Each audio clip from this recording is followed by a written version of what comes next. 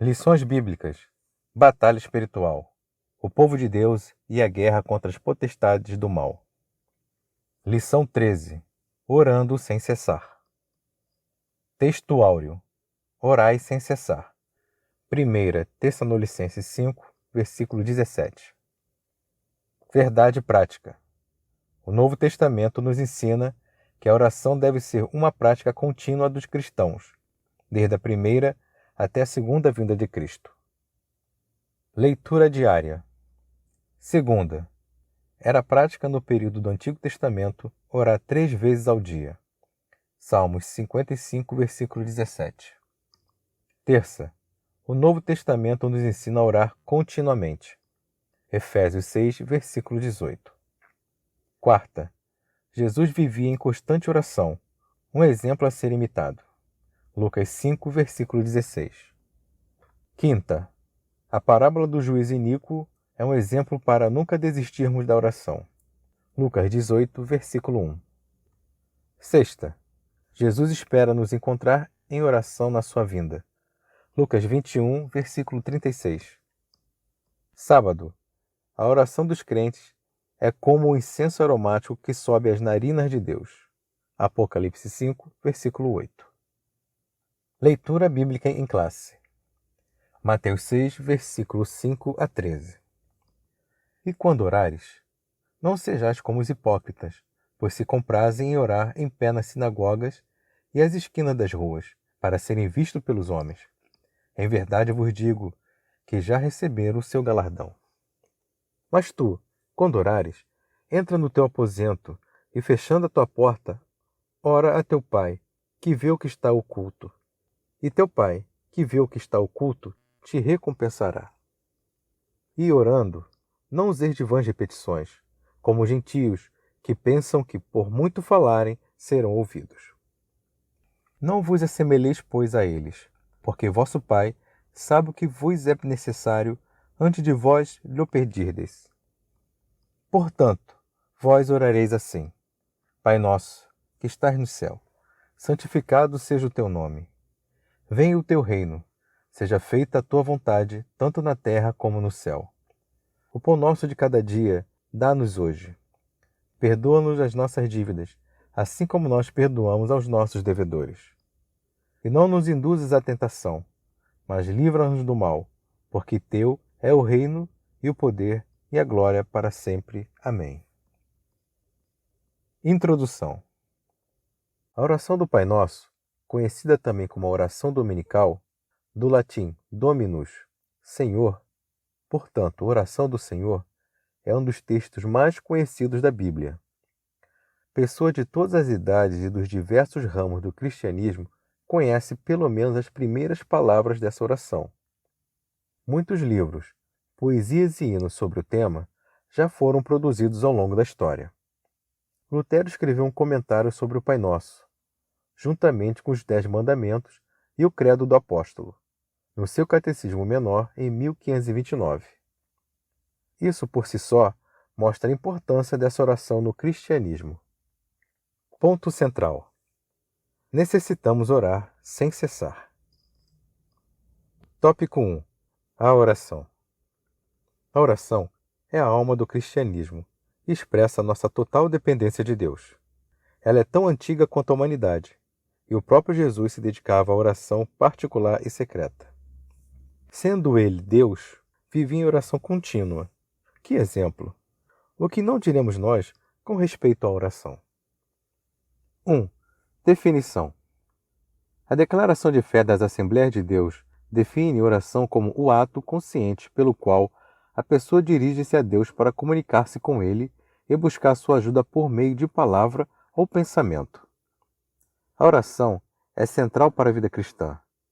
A fé cristã não prescreve local, dia da semana, horário ou postura de pé, sentado ou ajoelhado para fazer orações.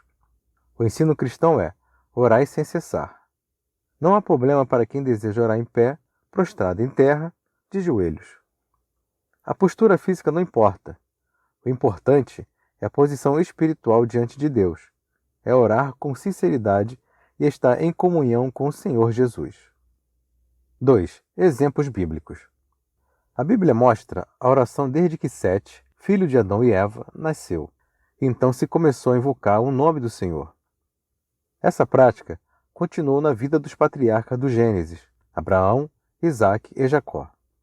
A oração estava presente na vida de Moisés, dos profetas Samuel e Elias, entre outros, e dos reis piedosos como Ezequias. 3.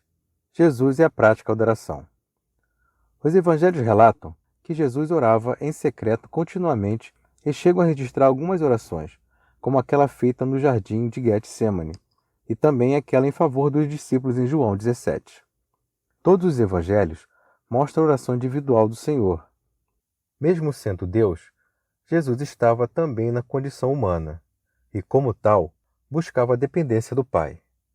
Jesus é o maior exemplo de oração para os cristãos. Síntese do tópico 1. A oração é indispensável para uma vida de comunhão com Deus. Tópico 2. A oração no Sermão do Monte.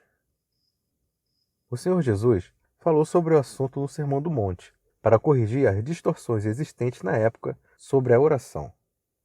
É necessário reconhecer, nas palavras dos versículos 5 a 8, o que Jesus estava ensinando, qual prática tinha aprovação de Deus e o que era reprovado. 1. Oração nas praças e nas sinagogas. Jesus não estava proibindo orar nas ruas, praças ou nas sinagogas. É que líderes religiosos da época procuravam as esquinas e os locais movimentados, onde levantavam as mãos para cima na presença das pessoas, para mostrar a elas uma imagem de alguém piedoso e temente a Deus. Eram exibições para serem elogiadas pelo público. Por isso, Jesus disse: "Em verdade vos digo que já receberam o seu galardão." São essas práticas exibicionistas que Jesus proibiu os seus discípulos, e não as orações em público ou nas igrejas. Ele mesmo ensinava, pregava e curava nas sinagogas. Estava orando quando o Espírito Santo desceu sobre ele no batismo. Sendo batizado também Jesus, orando ele, o céu se abriu. Ele também orou em público por ocasião da ressurreição de Lázaro. 2. Oração em secreto. Jesus proíbe a ostentação e a hipocrisia. Não há como alguém se mostrar estando no próprio aposento, sozinho em oração, onde ninguém está vendo. Isso, no entanto, não significa que a oração só pode ser aceita se for secreta, mas significa que Deus, que é onisciente e onipresente e conhece o nosso coração, nos recompensa. Ou seja, as nossas petições e súplicas são atendidas. A oração no lugar secreto e uma das dependências da residência, sem a comunhão com Deus, tampouco tem a aprovação do Senhor. 3. As vãs repetições. Jesus nos instruiu com essas palavras: orando, não useis de vãs repetições, como os gentios, que pensam que por muito falarem serão ouvidos. Isso dá a entender que havia judeus que oravam como gentios, ou seja, os pagãos.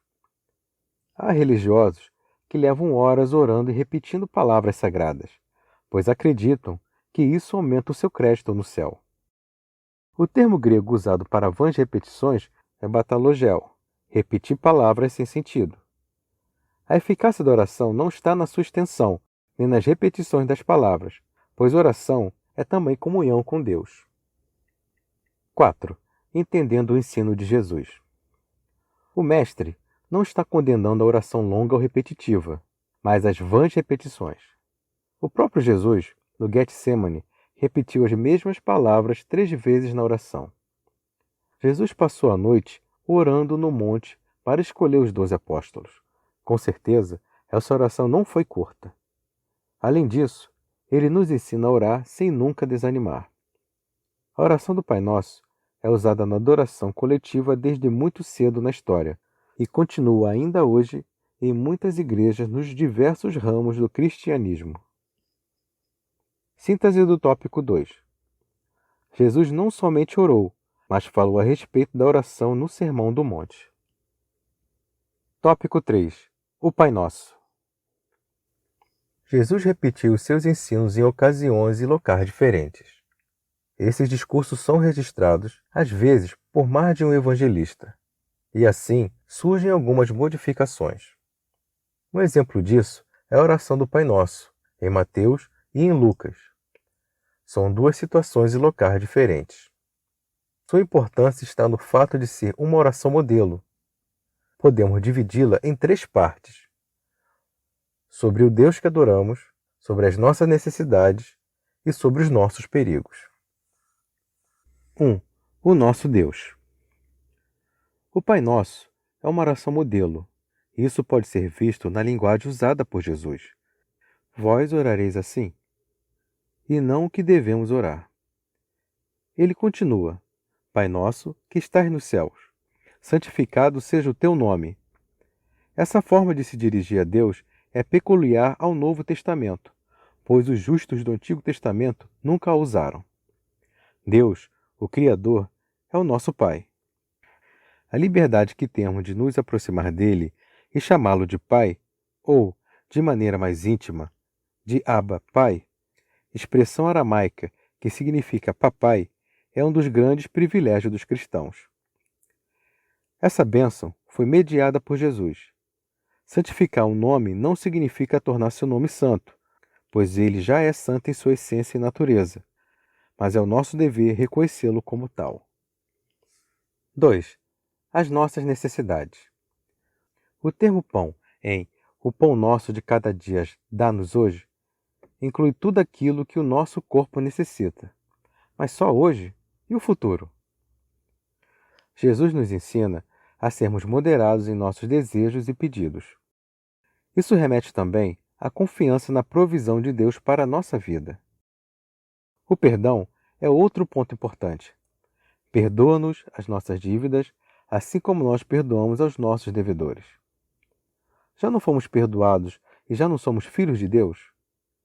É verdade, mas estamos sempre expostos ao pecado. Todavia, precisamos também perdoar aos que nos fazem o mal. 3. O livramento dos perigos. Essa petição do Pai Nosso, não nos induzas à tentação, mas livra-nos do mal, se refere aos perigos diários a que estamos expostos no mundo sedutor e corrompido. É verdade que Deus não tenta as criaturas humanas, mas devemos pedir a Deus que não permita que voluntariamente venhamos a nos deparar com a tentação. A oração termina com a doxologia, porque teu é o reino e o poder e a glória para sempre, para ser um resumo de um trecho da oração de Davi. A expressão reflete o espírito das Escrituras Sagradas. Síntese do tópico 3. O Pai Nosso é a oração modelo ensinada por Jesus. Conclusão. Diante do exposto, concluímos que a oração deve ser uma prática contínua e não ser recebida como um mandamento, mas como uma necessidade que temos da dependência de Deus. Note que Jesus não está mandando ninguém orar no discurso do Sermão do Monte. Ele disse, quando orares. Isso revela que a oração já era hábito do povo israelita, costume preservado desde o Antigo Testamento. Jesus estava corrigindo as distorções existentes.